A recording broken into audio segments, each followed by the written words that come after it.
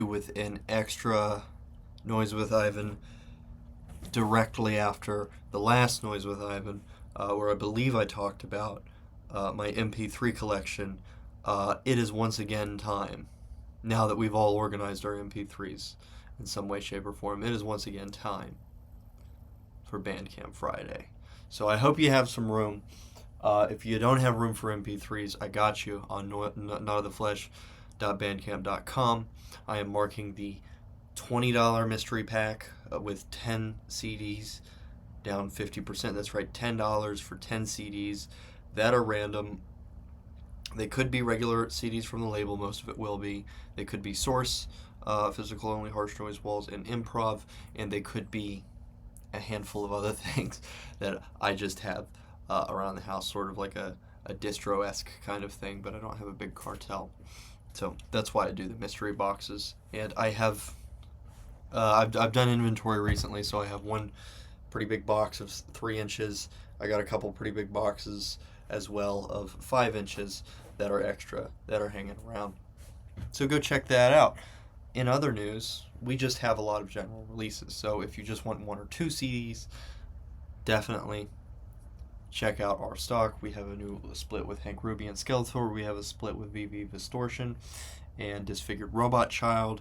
We have Psy Warfare is probably the biggest thing, who has released Filth on our label. We did more copies than usual. I think we have 20 available in our inventory, so be sure to pick that up.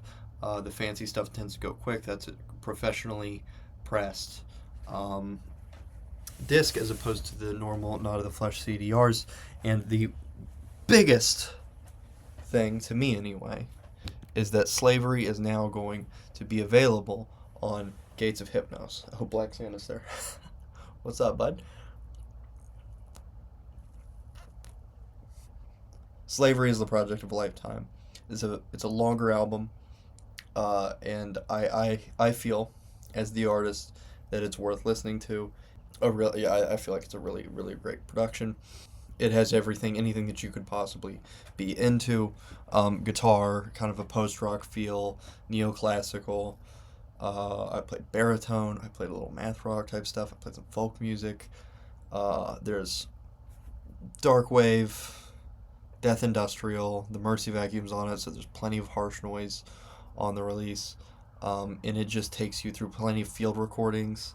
A very emotional piece, and it just takes you through a journey. I think so. I'm very excited that Bandcamp listeners are going to be able to listen to that on Gates of Hypnos, as opposed to just on Spotify or something like that. I would also encourage you to continue streaming here on the channel. But yeah, that's what this episode is about. I wanted to make an episode for Bandcamp Friday, but I also have a few requests and some stuff that I've been listening to recently. So I would like to go ahead and welcome you to Noise with Ivan. Roll the intro.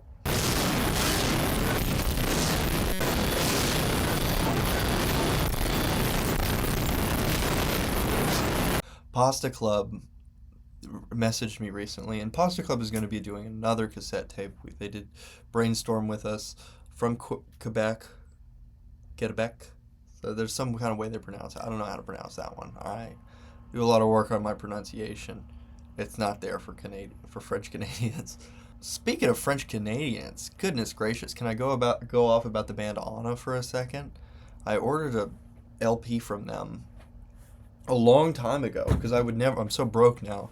I would never buy shopnotoftheflesh.bandcamp.com. I'm so broke now that I would never order a vinyl. The vinyl is out of the question. I don't even have a record player set up. I'm trying to listen to digitals and just kind of encourage general listenership as opposed to advertising products. Which is kind of contrary to me trying to get everybody to get these mystery packs. Please get the mystery packs because I have space to clean up and more releases to put out. But yeah, I'm feeling good. A shower also helps. Standing up for a second helped. But now it's time to cool it down. He sent me, Pasta Club sent me a release. He sent me a code, and he put some codes up on his story. I'm sure they've all been taken now, because this is a pretty significant project. Pasta Club had a gore noise vibe about it, but this was very, very gore noise, if I could say so. Congenital lethal malformation, and it's kind of seemed like it went hand in hand with the former release, North African Assault. They just have a similar vibe about them. They look disgusting, and kind of cool. And I love the art on this. I would love to make a CD of it. And it falls, generally speaking, in line with Harsh Noise Wall.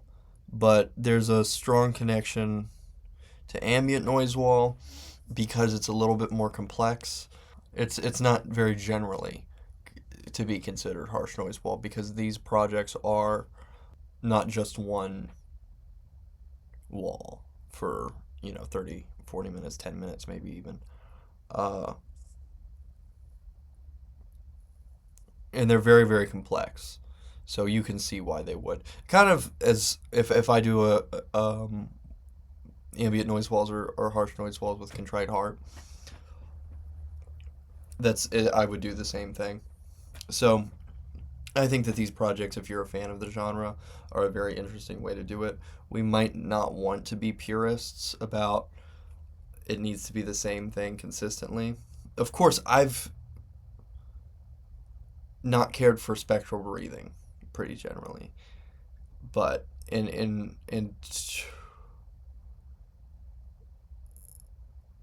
yeah, I've a long fade in with another layer of noise is good, but spectral breathing is a little awkward. And that's literally what he told me when he sent this release. He said, I got a download code for you if you're interested. There's some spectral breathing in there. So it seems as though he watched the regular episode of Noise with Ivan. Which is fun and also awkward. It kind of weirds me out when people say things that I was saying. That I really do feel like I'm talking to myself when I talk to the computer or make a video. He really has a cross between gore noise and harsh noise wall and ambient noise wall. So if you're a fan of any one of those genres, that's a really great place to be in. I was kind of saying to Chris Brooks, who I did the Sin Seed split with, Sin Seed Ivan Reach, check that out. That's on CD at notoftheflesh.bandcamp.com. He's a very good artist. I Saw Hell in a Bottle was just a tremendous EP, and he is not short at all of having those. We had spoken a bit about this, and I feel that my work and his work alike has some similarity, some significant similarity to ambient and dungeon synth and those kinds of DIY MIDI projects. Of course, we're both guitar players as well, so then that plays into it a little bit. It kind of gives a little bit of a post-rock edge to that kind of composition, but then there's noise. So instead of going into those categories of harsh noise wall, ambient noise wall, harsh noise wall, gore noise, dungeon synth, any one of these single person methods of making a project, it kind of combines all those. That I think is good is going from doing splits to doing collaborations. I might be better at this certain thing and someone else might be better at this other certain thing.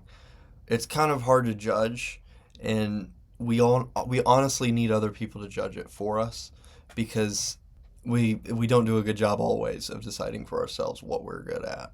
So I think that artists should be fans and know who to ask and ask people, and hopefully other artists are willing to help with projects. But things should be long form. They should have a purpose or a meaning. I don't want to be wasting listeners' time with endless releases. All my favorite. I love a lot of artists, and all of them have. And it's not that I have an issue with gore noise or dungeon synth or harsh noise wall. I love listening to all those genres, but I can't listen to a new release every week from each artist. And I want to be able to support you guys. You know, I want to be able to talk about it. I want to be able to give it a review that's in depth, that talks about themes, that talks about my emotional trajectory as I listen to the piece. And with I Saw Hell in a Bottle, in the bottle, I believe, I Saw Hell in the Bottle, there certainly was that. There was definitely me, even it being as short as it is, it's a very short release. I could have probably put it on a 3 inch. I don't remember how long exactly it was, but it was very short. And I really, really went through some stuff with it. You know, just hold my chest and reaching for the the sound that was coming from the CD player when I listened to that project. I hate to say it, but I do, I think, prefer to listen to physical media because it's detached from you. If you listen to music on your phone, it might be, you have to have something else going on for you not to be messing with it, you know? So what are you going to do? You're on you have your phone, you're sitting listening, and you're like, all right, this is nice. And then you go look for either more stuff to listen to or look through social media, and then you find a video to play, and you really only listen to 30 seconds of whatever you're trying to listen to. It's a tough thing to be able to lock into that kind of music. You know, and we have these things that keep us in place, like taking baths, smoking cigars, drinking coffee or something like that. And here I am doing all kinds of things to try to keep myself focused, and it just doesn't work. Your mind goes, oh, I have a phone, and you start scrolling. Well, when you listen to a CD or you put something on the computer or the television, and you can still scroll through your phone and be listening to something. So that's kind of positive, but it's also not really. And then I suppose that's where the value of overproduced music that you don't have to think about too much, like harsh noise walls and ambient noise walls. That's why those are so valuable, because it's not just a lot of music that I have that I want to listen to. I have a giant mass of books on this side of the room. That's why I had to move the desk over here. And I want to read. You know, I want to learn some stuff. I want to meditate on greater things than just frequencies, of course. Very much on the side of avant-garde. There is a label called 1.44 MB. I try to post my stuff on Reddit.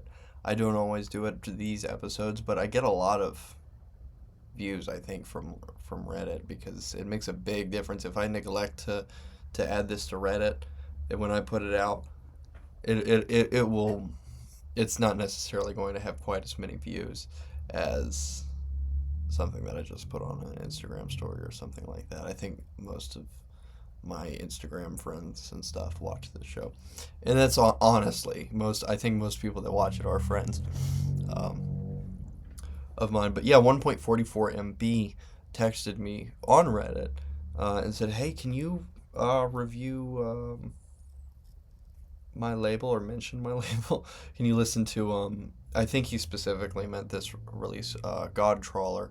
Very much avant-garde. It's noise. It uses noise. It's a lot of noise, but also uses a lot of music. So it's distorted music, really. And I would attribute it to similar sonic range anyway to electroacoustic music. It might not be a similar process, but these are released on floppy disks. So that's the cool thing about this label. It's out of Philadelphia. Really a passion project there. I thought I was crazy with the Blu-ray sleeves, and I forget that there are labels that release stuff on floppy disks. And if you're looking for a label that sells stuff on floppy disks, I'm sure if you were like, it seems like the kind of thing you would have come across and said, and came back to it later and then say, all right, I got a computer I can play floppy disks on. Let me get some albums from labels. It's probably hard to remember because it's not a go-to thing. You probably come across it, think it's cool, and then forget what it is, what it's called. Well, I'm here to tell you it's 1.44 MB. And the way that they put the album cover, it reminds me of the way 8-tracks were. The way they put the album cover on the release is cool. I like how small it is. But yeah, I don't have an old computer to play floppy disks on. I do have a copy of Ultima on floppy disk that I think my dad found. And he was like, here you go. I know you like Ultima, but I don't know if you're going to be able to play this, but it's cool. And I was like, yeah, it's cool, thank you. I was pretty excited about it. Nerdship is addictive. I think when I entered into the realm of Rate Your Music, just having that vibe, having the desk vibe, diving into stuff, exploring. There's so much to be explored when you go on with sites like Rate Your Music. For me, a website that I like for literature is digitalpuritan.net. Go to author, read the whole section, or like read the whole complete works of authors, any Puritan author that I like or am interested in. Or I can, if I'm studying the Bible or writing a Bible lesson, I can just go to the chapter all the way down to the verse specifically and find what certain Puritan teachers have written on just that verse. Sometimes, depending on the book, it's a little more, maybe that specific chapter, and there might not be everything around. Of course, there's always commentaries like Matthew Henry and John Calvin that are a little bit more precise. Not all commentaries are things that I'm going to like, but I'm just thinking it's the same way with getting excited about exploring music genres, more specific music genres, micro genres. It's with a website like Rate Your Music, exploring, um, and Discogs has a very similar. You would think because I run a physical media label, I would use Discogs. I don't, because most of what I listen to isn't physical, so it's mostly digital, and I have a lot to listen to. I'm very practical about it, but it's also practical just to have a physical collection. I really miss having a record collection, a cassette collection, and a CD collection. There was a time when most of what I listened to was physical, and I miss it, but it's kind of my job to listen to a lot now. So it's not really what flies now. It's more likely and a lot easier to upload and find and review stuff with a site like Rate Your Music. So that's just what I use. Um, Amount of the flesh is barely a little bit present um, on Discogs. I wish I was a better, more consistent user of it because of that, or to improve that. Check out 144 MB. The Disfigured Robot Child VV Distortion split. A lot of tone. It's very in your face. If you like in your face stuff, that's really good. If you're a Disfigured Robot Child fan, you'll probably like it. I like a little more boomy, crashy stuff, and I miss that. I don't know whatever happened to some warmer tone. This is very cool. It's very cool when you listen to it, and the cover kind of represents that. When you see those psychedelic noise covers, you know what it's going to sound like, and it holds up. I also love the way that we did it as an alternate cover. I'm glad that they let me, because a lot of artists are not going to be happy with that, but I put the title, their names on it, and made a border around the actual cover when I printed it on CD to make it more minimalistic, I think, and less loud. I didn't want it to be as loud. I don't like having a loud collection. I'm more of an archivist as far as what I make and what I put out. But I love the art, and I love the production of the piece. We also put 4, because both of those two artists had banners, if you will, or like profile pictures that we could add along with Mine Out of the Flesh banner and Premo's Gates of Hypnos banner. I thought it was fun to make it look like a race car a little bit. Yeah, and things just come together. I love the way the Hank Ruby Skeletor split looks too. The art on it was fantastic, and I didn't want to do it in black and white, but it's another experience, and it's another aesthetic, it's another thing that we can achieve artistically. And it was black and white, and it had a whole other vibe about it as opposed to the color cover. In either instance, I prefer the digital cover, I think, overall, but it's also going into a collection, and it's also have to be able to print it. But there are several things that I've changed the art on that didn't necessarily need it, but it just weaves in better with everything that's being put out. And maybe that's the way I do things, and maybe that'll change eventually, but maybe not. It actually shocks me sometimes how good really defined pictures. It has to have a lot going on if you're going to print a color picture. I wanted to put in an extra one just to let you know about this label in time for Bandcamp Friday. I also want to encourage you to go to Chris Brooks' Bandcamp. He has fallen on hard times. He is in need of a lot of support. Grab some releases. As I said earlier, he's one of the greatest artists that I've ever had come through the label. And having a hard time, and he's got a lot to fight for right now. I hope that's okay to say. He's pretty open about it. Don't tell him I sent you, but just go buy stuff. And yeah, Gates of Hypnos is having. My number one recommendation would be to grab the Gates of Hypnos full discography, or at least grab Slavery on there. It's a big, valuable thing to be able to just listen to that back to back. And I could really use some cleaning as far as Not of the Flesh inventory goes. I've got a lot of extra stuff. Thank you. Thank you so much for watching. Thank you so much, because I know all of you and most of you are in some way supportive of this label and these projects. And I hope to continue a give and take relationship. If anybody needs me to mix master, if anybody wants to put out a release on Gates of Hypnos, go do demos. I don't really feel that I have an audience that is just fans. The people right here, right now, today, watching Noise with Ivan, we're all artists. We're all artists. This whole community is a community of artists. So if you guys are pushing me forward, I also want to push you forward. So let me know. Let me know if you want to release an album. Go to Gates of Hypnos.